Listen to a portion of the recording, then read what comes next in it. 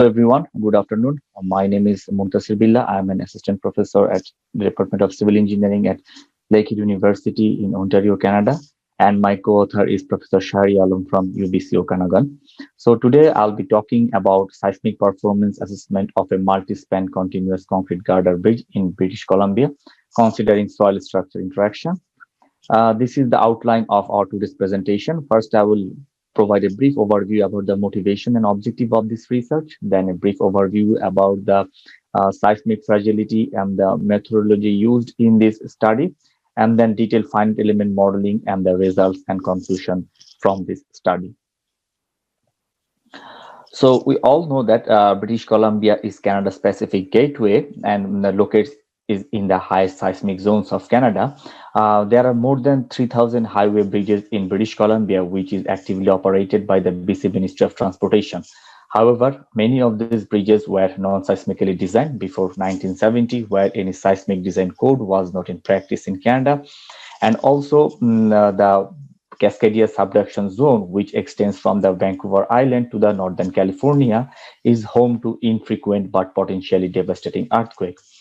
As many of the bridges were designed prior to any seismic design guideline, none of the bridges can be considered as safe as of now because they were designed without any proper seismic design criteria. So the objective of this study was to investigate the seismic fragility of the existing bridges in BC and compare the component vulnerability of different bridge components. So in this study, we did not focus on all different types of bridge classes in BC. Rather, we focused on a particular type of bridge classes, which is known as the multi-span continuous girder bridge in BC, as it represents almost 16% of the highway bridge inventory in British Columbia.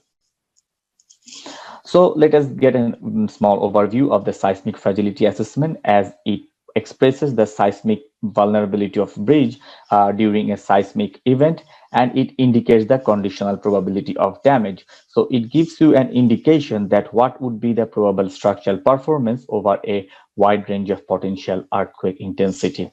So there are several methods for developing fragility curves, which can be based on expert opinion, where the experts, by looking at the condition assessment report, can indicate that what should be expected from the bridge. There are several empirical methods available in literature, and the most common methods nowadays used is the analytical method, where you develop a detailed nonlinear finite element model of the bridge and run several time history analysis or incremental dynamic analysis and develop the overall fragility curve for the bridges.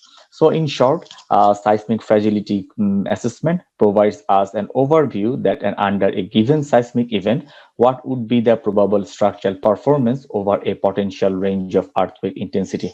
For example, you can identify whether your structure will have no damage or it will experience some moderate damage that will require some sort of repair work, or it will completely collapse, requiring the complete replacement of the bridges. So we wanted to investigate the fragility of the existing MSCC bridges in BC, that what would be the damage level if for a certain level of earthquake hazard, so that the decision makers can take necessary action to rehabilitate those bridges.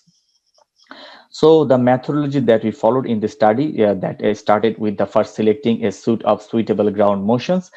So for this study, we used 180 artificial ground motions that were generated specifically for Western Canada site soil class C by Professor Atkinson, which resembles the seismic hazard in Western Canada, where our study area is located. Then we developed a detailed finite element model of the bridge considering soil structure interaction, which is the focus of this session.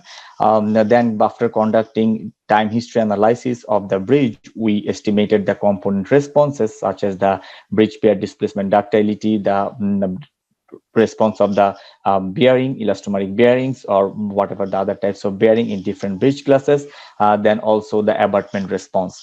Then, using the component responses obtained from this time history analysis, we developed a detailed probabilistic seismic demand model that establishes a correlationship between the intensity measure of the ground motion and the demand parameter for different components. Then also we developed the component limit states from existing literature that shows us the relationship between the limit state capacities and the demand measure from the earthquake. And using the probabilistic seismic demand model, we developed the fragility curve for each component of the bridge, and then combined with joint probabilistic seismic demand model, we developed the system fragility curves. So as mentioned, we used 180 synthetic ground motions for our study purpose. And you can see the response spectrum of those selected ground motions. And these ground motions were generated for two moment magnitudes, 6.5 and 7.5, and four epicentral distances, which ranges from 12, 25, 50, and 100 kilometer. And also, if you look at the frequency distribution of the intensity measure, we can see that these ground motions covers a wide range of intensity measure ranging from 0.1 to 0.8, which is typically representative of the site location of the bridge, specifically for site soil class C. Then in this study, we considered the MSCC Bridge, as we mentioned, that through the inventory analysis that we obtained from BC Ministry of Transportation, it shows us that it is one of the most significant portion of highway bridges in BC, and typically those bridges have 3 to 4 span, where the maximum span length ranges between 30 to 40 meter. And the common bend configuration that we found for this class of bridges are either supported multi-column bridge or single pier or wall pier. However, in this study, we focus mostly on the multi-column bends, as it is again the most prevalent type of bridge configuration found in BC bridges.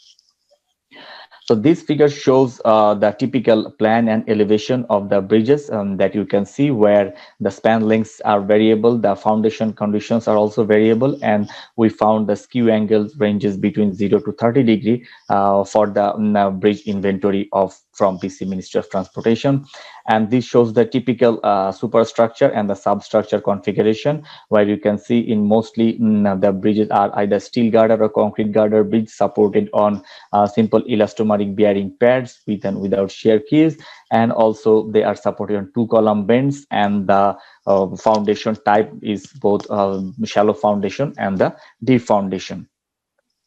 So for this study, then we developed a detailed nonlinear finite element model using Seismostruct, where the column and bend gap were modeled using nonlinear beam column element, force-based beam column element, to capture the nonlinearity of the bridge response during a seismic event. The elastomeric bearings were modeled using a bilinear element representing the yield strength and the initial stiffness of the bearing.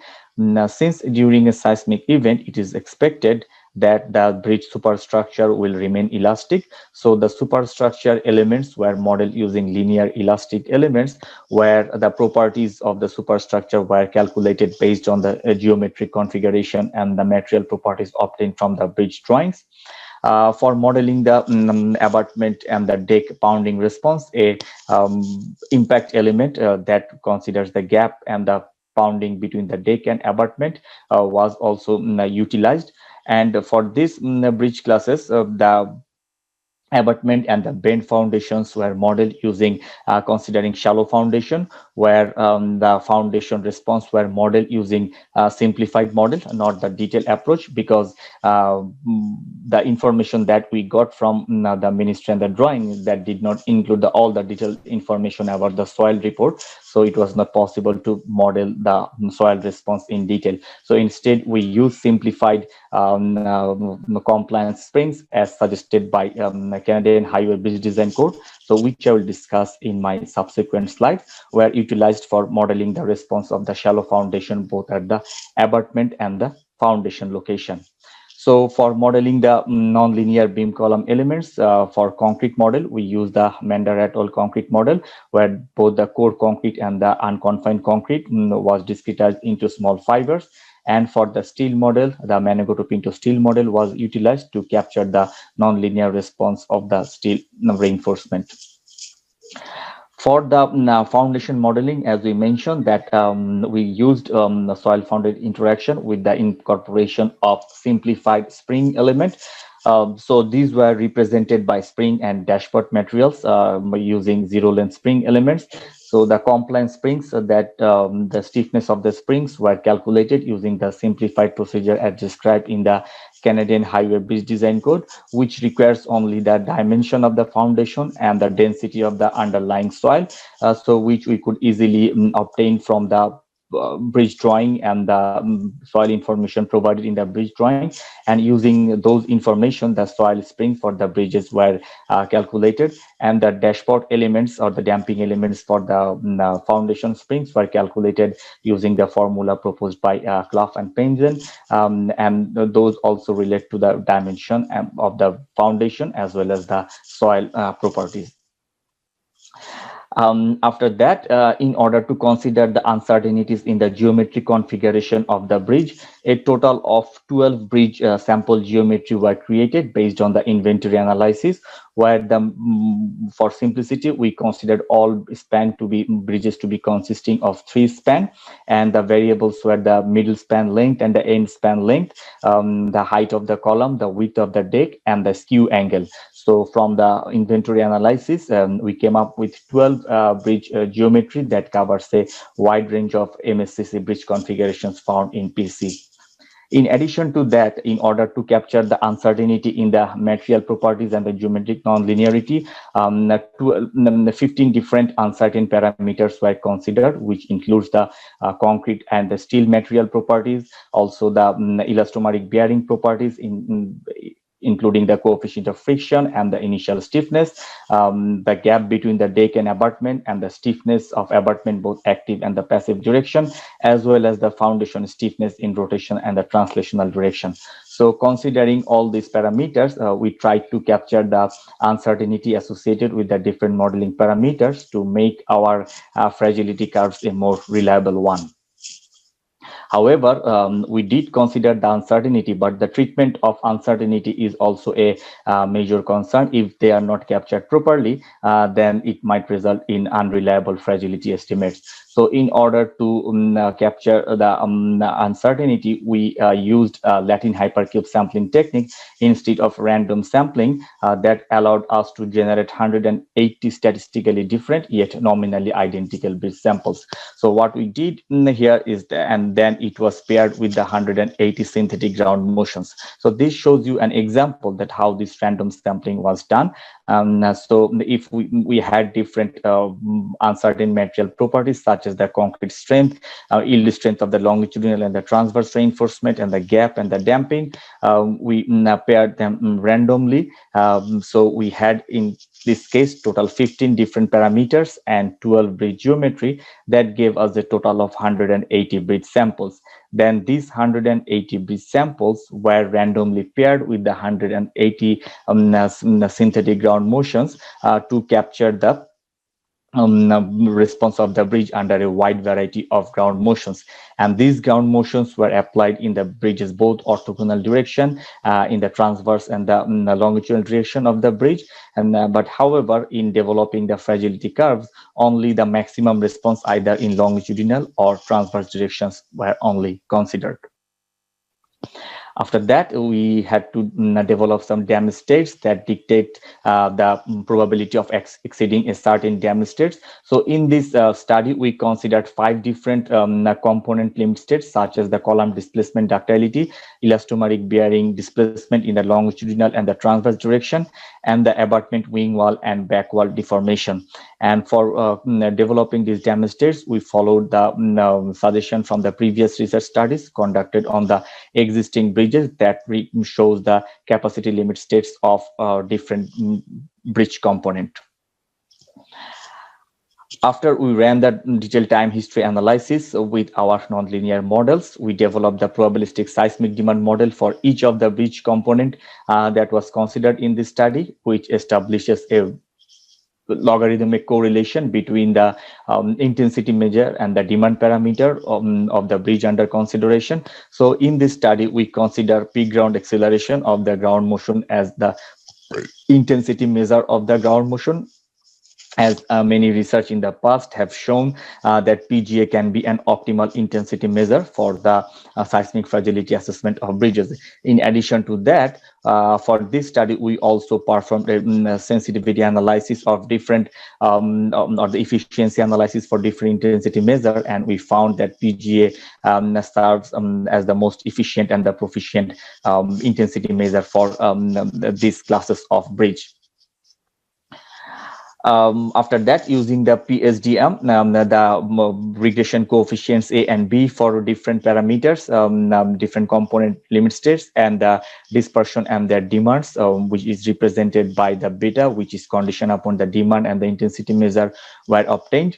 And in addition to that, since we develop both the component fragility curves and the system fragility curve for the bridge, we determine the correlation coefficient between the each component demand.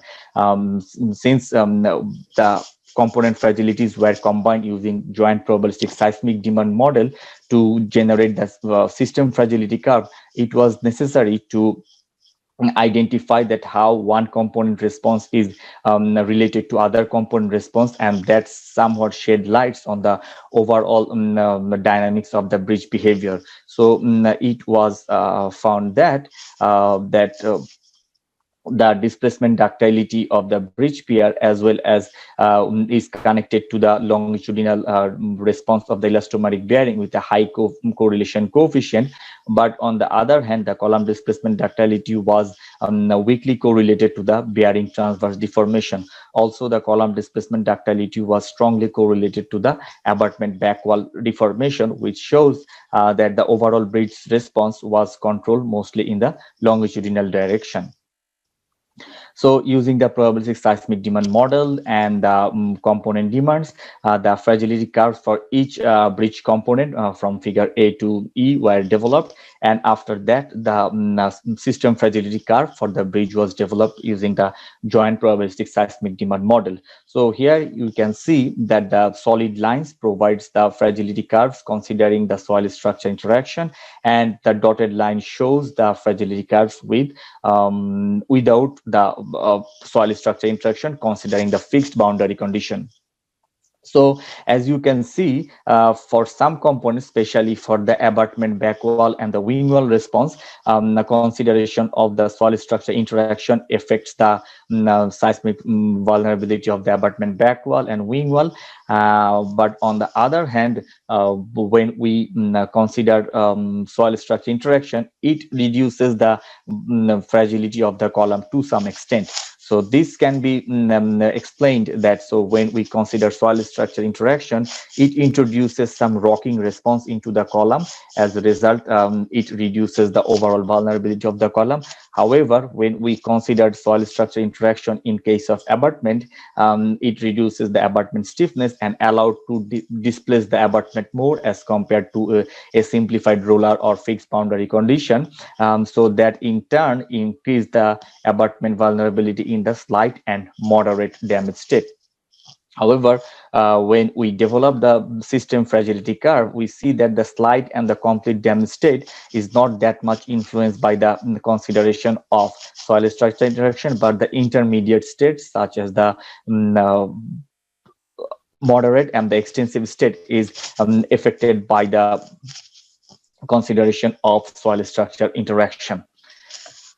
Finally, the confidence bounds on the fragility curves were for the system fragility curves were developed because all the component and the system fragility curves were developed based on the median response of the component. So in order to see the statistical variability in the obtained fragility curves and to ensure confidence, we developed the 90% confidence bound. And it can be seen from this figure that the median fragility curves in the slight and the moderate damage states does not vary statistically that much. However, slight variation is observed in case of the complete and the extensive damage states. So this brings us to the conclusion from this study. We found that consideration of SSI affects both bridge system and the component level response, both positively and negatively. So we have to decide that which we consider as a positive or negative effect. And sometimes SSI has a prominent effect on the component fragility, as we have seen for abutment response and the bridge pier response than the overall bridge system fragilities. And it has more effect on the column fragility, especially in the higher damage states, to lesser extent to the abutment and the bearing components. And it was found that for the moderate and extensive damage states, the fragility differed by around 15 to 12% when compared the model with SSI and the fixed boundary condition. So that brings us to the end of this presentation, and thank you everyone.